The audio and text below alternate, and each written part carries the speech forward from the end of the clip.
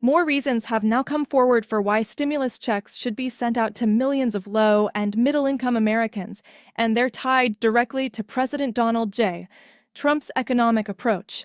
In fact, new economic data has just been released, and it's painting a clear picture. For many families, a fresh round of direct payments isn't just helpful, it's essential. Look at this. U.S. prices have continued to rise in July, and this time, a major factor is the new wave of tariffs introduced under Trump's trade policy. These tariffs, sometimes called reciprocal tariffs, are designed to make foreign countries pay more to sell their goods here. While they bring in billions in government revenue, they can also push up the cost of goods at home. That's exactly what's happening now, and it's impacting everyday consumer costs, from groceries and clothing to electronics and building materials.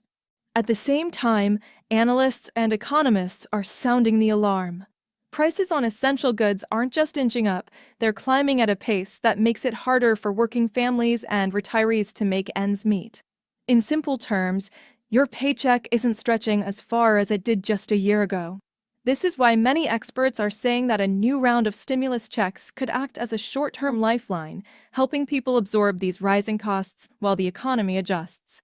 And in the middle of this growing pressure, something unexpected happened. Senator Josh Hawley stepped forward with a brand new piece of legislation aimed at sending out rebate checks to working Americans. Under Hawley's proposal, eligible households could receive as much as $2,400 in direct payments.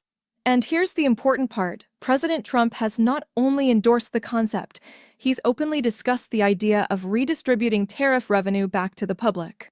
Before diving into the specifics of the plan, let's take a closer look at why this is even on the table right now.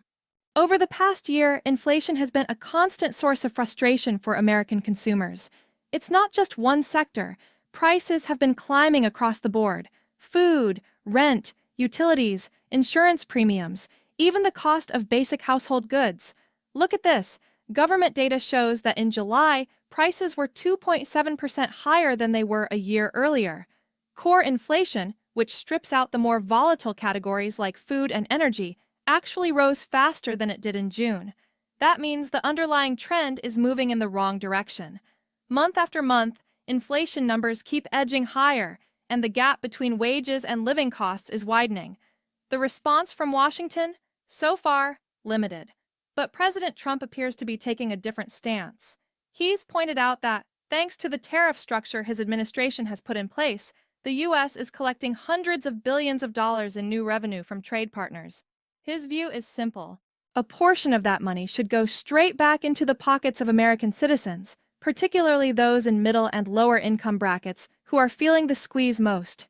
In his own words, Trump said, following this statement, Senator Hawley took action, introducing the American Work and Rebate Act.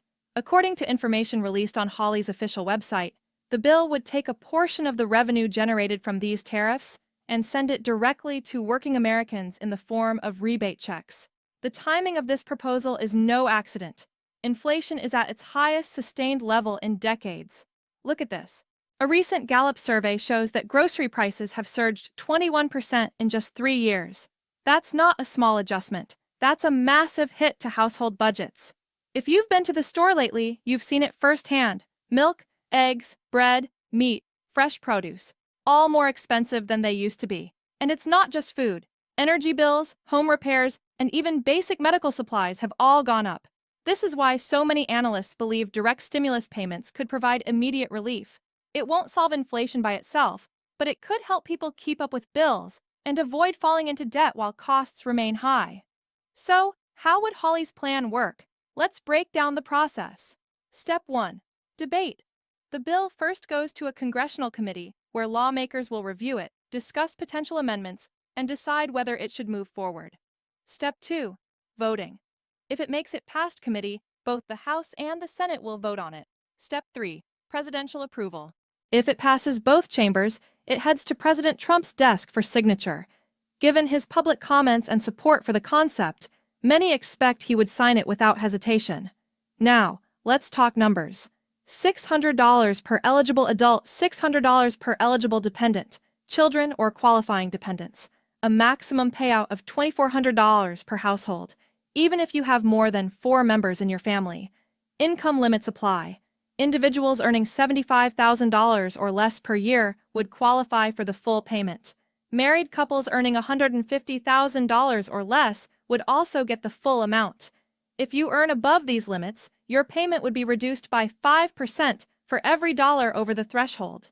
The big question, of course, is timing. How soon could these checks arrive? At this point, there's no official date. Even if the bill moves quickly, the legislative process can take weeks. Most experts estimate at least 1 to 2 months before checks could realistically start going out. And that's if everything goes smoothly. In the meantime, families continue to deal with higher costs in nearly every category of spending. This is why pressure is mounting on lawmakers to act, not just to talk about inflation, but to deliver something tangible that puts money back in people's hands. For millions of Americans, especially those living paycheck to paycheck, this could be the difference between staying current on bills or falling behind. It could mean keeping the lights on, paying for prescriptions, or simply having enough to cover the next grocery run without relying on credit cards. Look at this. When you compare the average household budget from 3 years ago to today, the increases are staggering. According to federal data, housing costs are up, food costs are up, transportation costs are up, and insurance premiums have climbed as well. In total, the average household is spending hundreds more per month just to maintain the same standard of living. The proposed stimulus would not erase these challenges entirely, but it could provide a much-needed financial cushion. And unlike some forms of government assistance, it would arrive as direct cash that people can use immediately for whatever they need most. In the end, whether this legislation passes will depend on political negotiations, public support, and the willingness of lawmakers to act quickly.